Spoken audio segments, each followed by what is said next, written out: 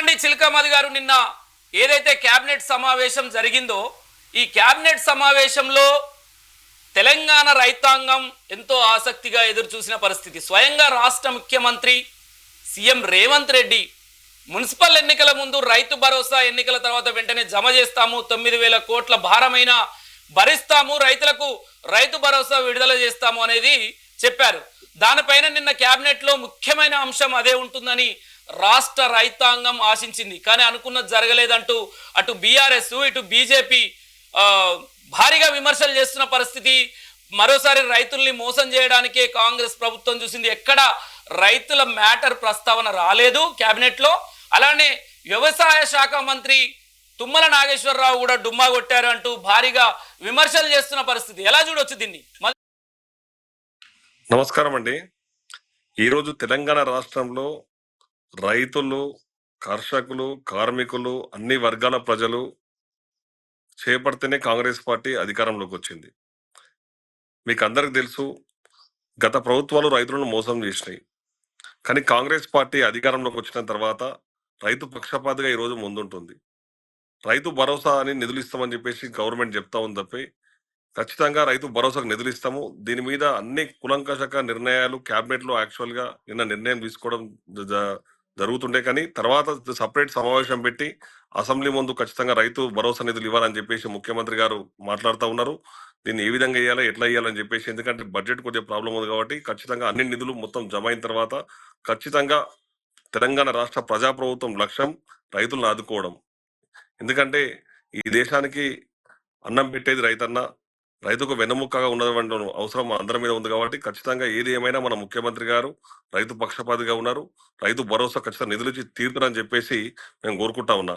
కానీ కొంతమంది ప్రతిపక్షాలు బురదజల్లే ప్రయత్నం చేస్తూ ఉన్నాయి. ఎందుకంటే వాళ్ళకు రైతుల మీద నమ్మకం లేదు, రైతులంటే కోపం వాళ్ళకు, రైతులకు రైతు భరోసా ఇవ్వద్దనే ఈర్ష్వ ద్వేషం వాళ్ళకు ఉన్నది. కానీ కాంగ్రెస్ పార్టీ ప్రజాప్రభుత్వానికి ఆ విధంగా లేదు. ఏది ఏమైనా సరే రైతాంగానికి కాంగ్రెస్ పార్టీ అండగా ఉంటది. ఎందుకంటే ఈ రోజు ఈ దేశంలో ఏ రాష్ట్రంలో ఏ ప్రభుత్వంలో చేయని పని రైతు రుణమాఫీని ఏకాలం చేయడం ఘనత ఈరోజు ప్రజాప్రభుత్వానికి దక్కింది. వాళ్ళు విమర్శిస్తూ ఉంటారు, ఎందుకంటే వాళ్ళకు రైతు భరోసా ఏకుంటే బాగుండనే ఉద్దేశం వాళ్ళకు బీఆర్ఎస్ పార్టీకి ఉంటుంది. రైతులకు ఏమి ఇవ్వద్దనే ఆలోచన వాళ్ళకు ఉంటది. కానీ కాంగ్రెస్ పార్టీకి అట్లా లేదు. ఎందుకంటే నిన్న మనం చూసినాం, ఈ రోజు గత కొంతకాలంగా పెండింగ్ లో ఉన్నటువంటిది మా చిన్న మార్కెట్ చూస్తే దాదాపు 239 ఎకరాలు ఈ రోజు తెలంగాణ రాష్ట్రంలో దక్షిణ భారత రాష్ట్ర అతిపెద్ద మార్కెట్ గా పెరిగినటువంటి గడ్డెన్నరం వ్యవసాయ మార్కెట్ కు ఈ రోజు భూమి బదలాయించడం జరిగింది.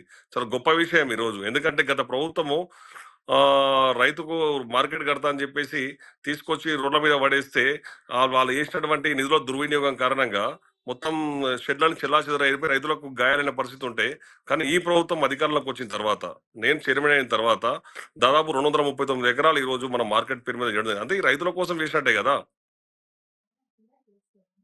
ఒకసారి మనం కూడా ఆలోచన చేయాలి. ఎందుకంటే రైతు మొన్న ఈ మధ్యన కూడా రైతు ముఖ్యమంత్రి గారు సన్నాలకు బోనస్ కూడా ఇవ్వడం జరిగింది. నిధులు విడుదల దాదాపు 500 కోట్లు విడుదల చేయడం జరిగింది. రైతు భరోసా అనేది ఖచ్చితంగా కాంగ్రెస్ పార్టీ పేటెంట్ హక్కు. అది ఖచ్చితంగా రైతు భరోసా నిధులు మంజూరైతాయి, ప్రతి రైతుల అకౌంట్ లో పడతాయి. దీనికి టీఆర్ఎస్ నాయకులు ఏడవక తప్పదు. టీఆర్ఎస్ పార్టీ ఏంటంటే ఇప్పటికే గత వరుస ఎన్నికలు చూస్తా ఉన్నాం మనం. అసెంబ్లీ ఎన్నికల్లో కర్రగాల్చి వాత పెట్టారు, తర్వాత పార్లమెంట్ ఎన్నికల్లో గుండు సున్ని ఇచ్చారు, జూబ్లీస్ ఎన్నికల్లో ఇంటికి పంపించారు, మున్సిపల్ ఎన్నిక సర్పంచ్ ఎన్నికల్లో ఓటమి చూసారు, మున్సిపల్ ఎన్నికల్లో కూడా చవి చూసారు. రేపు రాబోయే ఏ ఎన్నికలు పెట్టినా కాంగ్రెస్ పార్టీ అధికారం ఉంటుంది, కాంగ్రెస్ పార్టీతోనే రైతాంగం నడుస్తుంది. రేపు పొద్దున ఎంపీటీసీ జెడ్పీటీసీ కూడా ఎందుకు వాయిదా చేసిరంటే బీసీ కులగణన జరగాలి, బీసీ ఈక్వేషన్ తోనే ముందుకు పోవాలి. మరొకసారి అసెంబ్లీ సమావేశాలలో బీసీల పట్ల రిజర్వేషన్ల పట్ల కలిసి ముందుకు పోతే బాగుండనే ఉద్దేశంతోనే దానికి వాయిదా నిర్ణయం ఉంది తప్ప న్యాయ నిపుణుల సలహాలు తీసుకొని ఖచ్చితంగా ఎంపీటీసీ జెడ్పీటీసీ ఎన్నికల్లో బీసీ రిజర్వేషన్ల ఆధారంగానే వాళ్ళకి ఇచ్చినటువంటి మాట వాగ్దానం ఆధారంగానే ముందుకెళ్ళిన ఉద్దేశంతోనే రాష్ట్ర ప్రభుత్వం ఉంది తప్ప ఎటువంటి వాయిదాల వెనుక లేదు, కానీ ఎటువంటి ఉద్దేశం లేదని చెప్పేసి ఈ మెట్రో టీవీ ఛానల్ ద్వారా తెలియజేస్తా ఉన్నా.